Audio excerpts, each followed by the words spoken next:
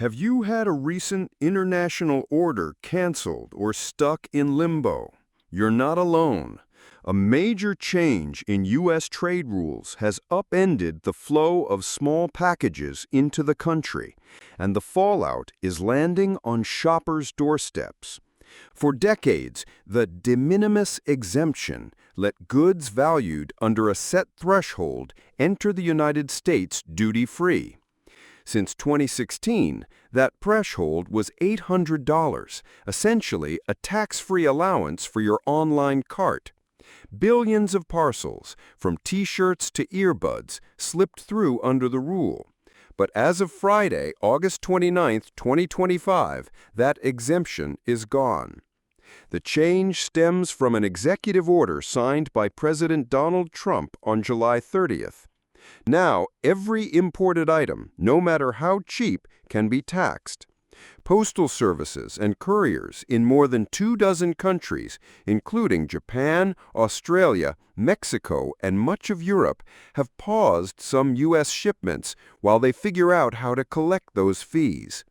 According to Reuters, many are still searching for a workable system.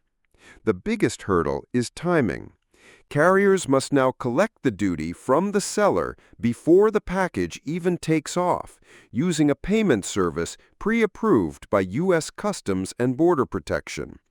Only a handful of providers were certified by the deadline, so the pipeline clogged almost overnight.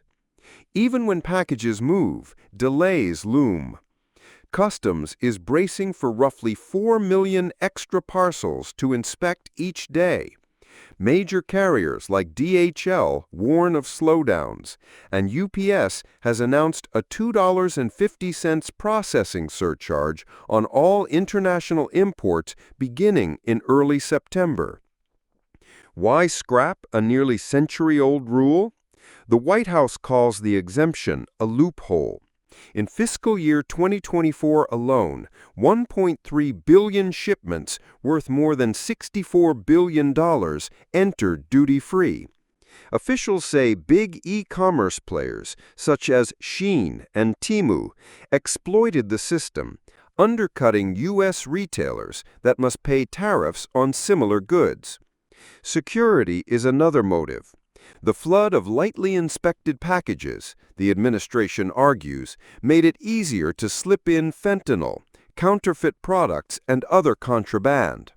By tagging every parcel for potential duties and thus inspection, they hope to tighten control of what crosses the border. The White House estimates the new policy could raise up to $10 billion in tariff revenue each year. Some small U.S. businesses applaud the move. An Indianapolis seller of medical scrubs says the change levels the field. Domestic shops paying tariffs on raw materials no longer compete against overseas retailers shipping tax-free to American customers. For consumers, however, the most direct impact is higher prices. Businesses facing new tariffs are expected to pass the cost along. One analysis shows a $30 pair of slippers from China could climb past $44 once duties, surcharges, and handling fees are layered on. Outside the United States, smaller merchants are struggling.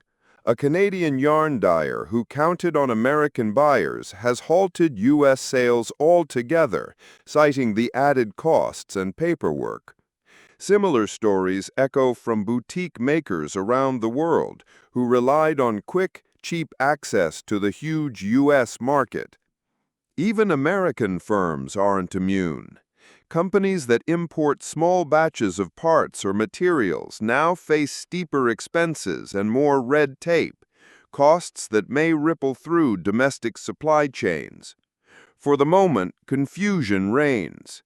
Postal operators are rewriting software, couriers are renegotiating contracts, and shoppers are refreshing tracking pages that refuse to budge.